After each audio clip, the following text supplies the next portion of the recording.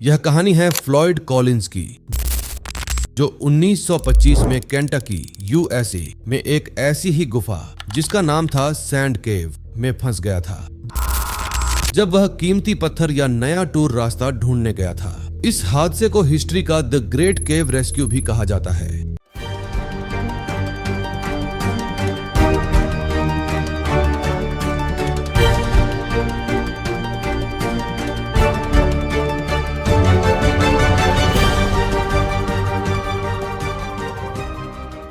Floyd Collins एक बहुत बड़ा केव एक्सप्लोरर था। वह गुफाओं में नई चीजें और क्रिस्टल्स ढूंढने का शौकीन था ताकि उन्हें बेच सके या वहां टूरिस्ट्स को ला सके। वह मनहूस दिन 30 जनवरी 1925 को फ्लॉयड अकेले सैंड केव के अंदर गया। वह एक बहुत ही तंग रास्ते से गुजर रहा था जिसे टाइट स्क्वीज कहते हैं। उसका मकसद था एक बड़ी गुफा चेंबर ढूंढना जहां से उसे काफी मुनाफा हो सके। सब ठीक चल रहा था। फ्लॉयड ने काफी सारे मटेरियल जमा कर लिए थे।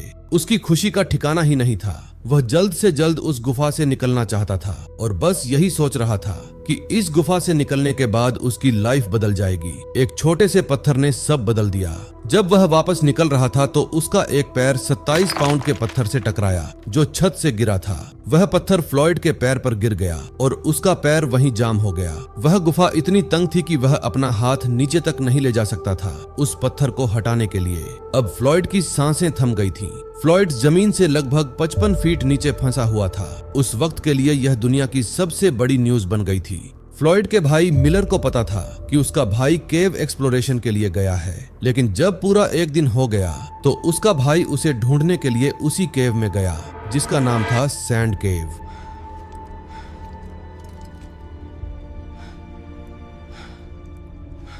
उसका भाई जिंदा था। रेस्क्यूअर्स की कोशिश। जब मिलर को फ्लॉयड के बारे में पता चला तो तुरंत उसने रेस्क्यूअर्स को कॉल की। देखते ही देखते हजारों लोग वहां जमा हो गए। उन्होंने फ्लॉयड तक पहले खाना और पानी पहुंचाने की कोशिश की, लेकिन रास्ता इतना तंग था कि सिर्फ एक दुबला पतला आदमी ही उसके पास जा सकता था। फ्लॉयड गुफा में काफी अंदर तक चला गया था। 1925 में उस सुनसान पहाड़ी इलाके में बिजली इलेक्ट्रिसिटी नहीं थी।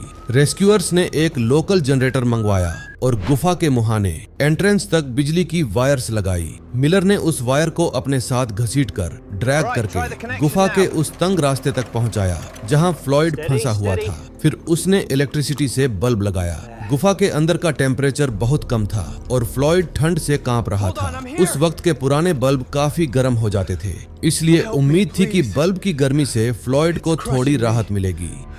लेकिन किसी को नहीं पता था कि यही छोटी सी उम्मीद आगे चलकर एक नई मुश्किल बन जाएगी। ये खबर आग की तरह फैल गई। कुछ ही समय में हजारों लोग गुफा के बाहर इकट्ठा हो गए। लोग दूर दूर से इस घटना को देखने आने लगे। रिपोर्टर्स ने वहीं अपने टेंट्स लगा लिए और धीरे धीरे ये पूरी घटना इतिहास का पहला लाइव मीडिया इवेंट बन गई। एक दुबला पतला रिपोर्टर होमर क्रॉय हर दिन गुफा के अंदर जाता। वो फ्लॉयड कॉलिंस तक पहुंचता, उसे खाना खिलाता, उससे बातें करता ताकि उसकी उम्मीद जिंदा रहे। ऊपर खड़े लोगों को लग रहा था कि सब कुछ धीरे धीरे ठीक हो जाएगा, लेकिन अगर आप भी यही सोच रहे हैं तो आप गलत हैं, क्योंकि अफसोस की बात यह है जिस बल्ब को उम्मीद समझा जा रहा था वही आगे चलकर एक बड़ी समस्या बन गया। गुफा के अंदर बहुत ज्यादा नमी और गीलापन था। कुछ ही दिनों में तारों में शॉर्ट सर्किट हो गया और बल्ब फूट गया। एक बार फिर गुफा गहरे अंधेरे में डूब गई। रेस्क्यू टीम ने फ्लॉयड के पैर के पास की मिट्टी हटाने की कोशिश की, लेकिन गुफा की बनावट इतनी अजीब और तंग थी कि वहां से कुछ भी निकाल पाना लगभग नामुमकिन था। फ्लॉयड जिस हालत में फंसा था उस पोस्चर में उसे हिलाना भी बेहद खतरनाक था। अब एक ही रास्ता बचा था, ऊपर से ड्रिलिंग। लेकिन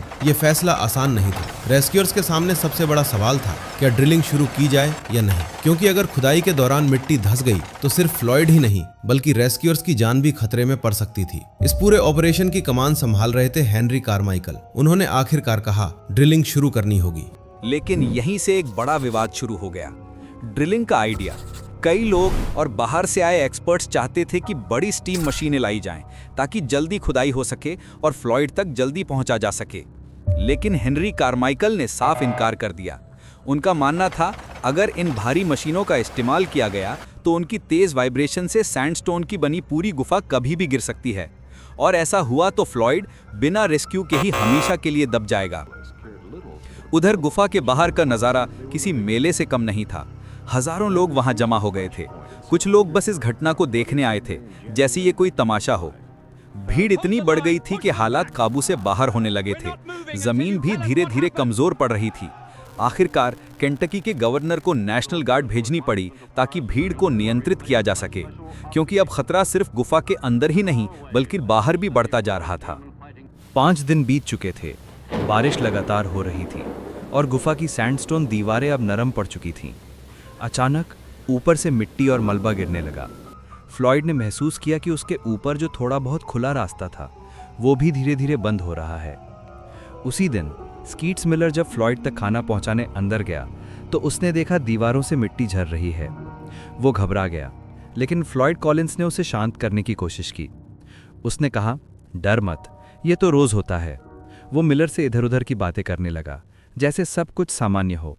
फिर अचानक उसकी आवाज बदल गई। वो बोला, भाई, मैं तुम्हें सुबह से याद कर रहा था।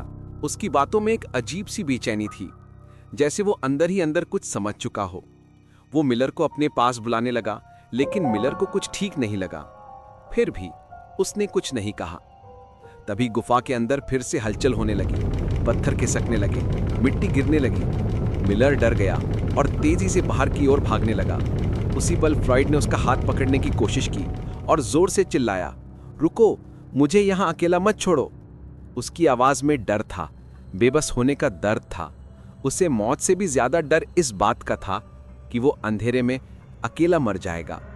उस पल स्कीट्स मिलर के मन में भी डर था और शायद एक सवाल भी, क्या फ्लॉयड उसे रोकना चाहता था या सिर्फ अकेले मरने से डर रहा था? सच क्या था ये कोई नहीं जानता, लेकिन इतना साफ था कि फ्लॉयड कॉलिंस अब टूट चुका था। वो अंधेरे में अकेला नहीं रहना चाहता था। 4 फरवरी अचानक गुफा का रास्ता पूरी तरह धंस गया। अब एक्सपर्ट्स को समझ आ गया था, पुराने रास्ते से अंदर जाना सीधे मौत को बुलाने जैसा है। अब सिचुएशन पूरी तरह बदल चुकी थी। हेनरी कारमाइकल ने फैसला लिया। उन्होंने कहा, अब सिर्फ एक ही रास्ता बचा है, ऊपर से नया रास्ता बनाना होगा। शुरुआत में ड्रिलिंग मशीन मंगवाई गई थी, लेकिन इंजीनियर्स ने उसे चलाने से मना कर दिया क्योंकि सैंड केव की मिट्टी बहुत अनस्टेबल थी। जरा सी वाइब्रेशन और पूरी गुफा गिर सकती थी। अब फैसला लिया गया, कोई मशीन नहीं, सिर्फ इंसानी हाथ। 75 से ज्यादा लोग दिन रात बिना रुके फावड़ों से मिट्टी खोदने लगे। ऊपर उम्मीद जिंदा थी, नीचे मौत धीरे धीरे करीब आ रही थी। बस 55 फीट की दूरी, जो दिखने में बहुत छोटी लगती है, लेकिन उसी दूरी को पार करने में 11 दिन लग गए। ऊपर लोग हर पल उम्मीद में थे। फ्लॉयड के पास अब कोई खाना या पानी नहीं पहुंच रहा था। पहले 2 से 3 दिनों तक रेस्क्यूअर्स को नीचे से ठप्पिंग की आवाजें सुनाई देती थीं। फ्लॉयड पत्थरों पर मारकर इशारा करता था कि वो जिंदा हैं, लेकिन 8 फरवरी के बाद वो आवाजें बंद हो गईं। पूरी जगह सन्नाटा छा गया। लगातार 11 दिन खोदने के बाद 16 फरवरी को फ्लॉयड दिखा। उसका चेहरा ऊपर की तरफ था, लेकिन उसकी आंखें बंद थीं। डॉक्टर्स ने चेक किया और बताया कि फ्लॉयड की मौत लगभग 3 दिन पहले ही हो चुकी थी। मौत की वजह स्टार्वेशन यानी भूख, डिहाइड्रेशन यानी प्यास और हाइपोथर्मिया यानी ठंड थी। फ्लॉयड कॉलिंस हर गुजरते पल के साथ जिंदगी से हार रहा था। जब रास्ता आखिरकार खुला तो बहुत देर हो चुकी थी।